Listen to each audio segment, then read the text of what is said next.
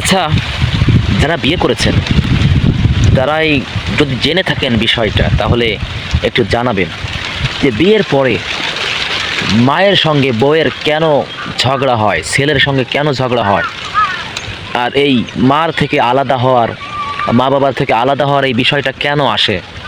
যদি জানেন তাহলে বলবেন। আমার জানা মতে, যখন ছেলেকে মায়েরা বিয়ে দেয়, বিয়ে দেওয়ার পরে যে বৌমাটা ছেলের জন্য নিয়ে আসে, যে বউটা ছেলের জন্য নিয়ে আসে বাড়িতে, তাকে ছেলের মায়েরা পুতির বউ হিসেবেই দেখে, নিজের মেয়ের মতো করে দেখে না। এটা আমার ধারণা। যদি দেখতো তাহলে কখনোই তার সঙ্গে আড়ি দিত না।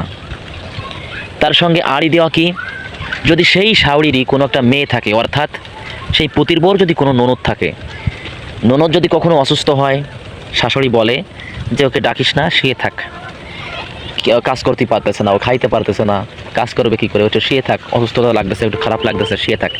সেই শাশুড়ি শোয়াই থিয়ে দে তার মেয়ে হিসেবে। যখন বৌমা অসুস্থ হয়, যদি তাকে মেয়ের মতোই দেখতো, তাহলে কিন্তু এই অসুস্থতার কারণে বৌমা যখন শুয়ে থাকে, সেই শুয়ে থাকা নিয়ে কিন্তু শাশুড়ি আর খুঁত ধরতো না।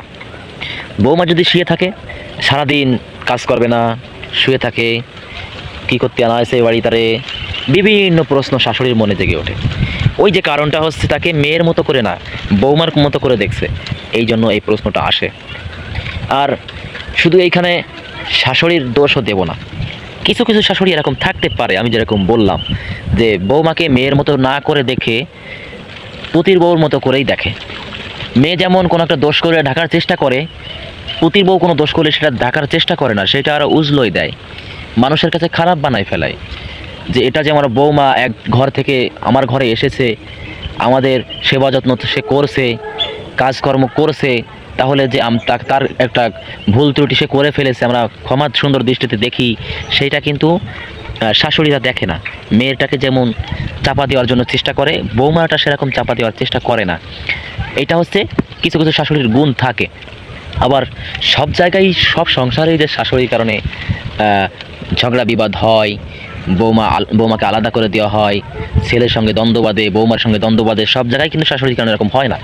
আবার কিছু কিছু বউ আছে যারা হুকুম মানতে রাজি না, যারা কারোর সেবা করতে যত্ন করতে রাজি না, তারা সব সময় স্বাধীনভাবে চলে। বেয়াদব কোয়ালিটির যে বৌমাগুলো আছে, তারা এসেই চায় যে আমি রাজত্ব করব, আমি পায়ের পরে পা উঠে খাওয়া দাওয়া করব, দিব্য ঘুমাবো, এরকম তারা ভেবে নেয় যে শাশুড়ি বুড়ো বুড়ি গেছে, ওরা কাজ করুক, কেন আমরা কাজ করতে দেবো, এইটা ভাবে তারা সবসময়। শাশুড়ির সঙ্গে তাদের সমস্যা হয়, ভেজাল বাঁধে। এরকম বৌমার দুশ্চরিত্রের কারণে, বৌমা দুশ্চরিত্র হওয়ার কারণে অনেক সময় এরকম সংসারটা আলাদা হয়ে যায়, দ্বন্দ্ব বেঁধে যায়, ছেলে বউকে নিয়ে অন্য জায়গায় চলে যায়, অনেক সময় বৌমদের কারণে এরকম হয়। কিন্তু এখান থেকে আমার একটা মেসেজ থাকবে যে সমস্ত শাশুড়ি যেন বৌমাদেরকে মেয়ের মতো করে দেখে। মেয়ে যেমন কোনো দোষ করলে মা হিসেবে সেইটার চাপা দেওয়ার চেষ্টা করে, তখন তেমনইভাবে বৌমাও যদি কোনো দোষ করে, শাশুড়িরা সেরকম যেন ক্ষমা সুন্দর দৃষ্টিতে দেখে এবং সেটাকে মানিয়ে নেওয়ার চেষ্টা করে। আর বৌমাদের প্রতি আবেদন যে বৌমারা যেন শাশুড়িদের প্রতি সুন্দর ব্যবহার করে, নিজের মাকে যেমন দেখে শাশুড়িকেও যেন সেরকম দেখে, শাশুড়িকেও যেন মনে করে যে এটাই আমার মা, তাহলে কিন্তু এই সমস্যাগুলো আর হবে না।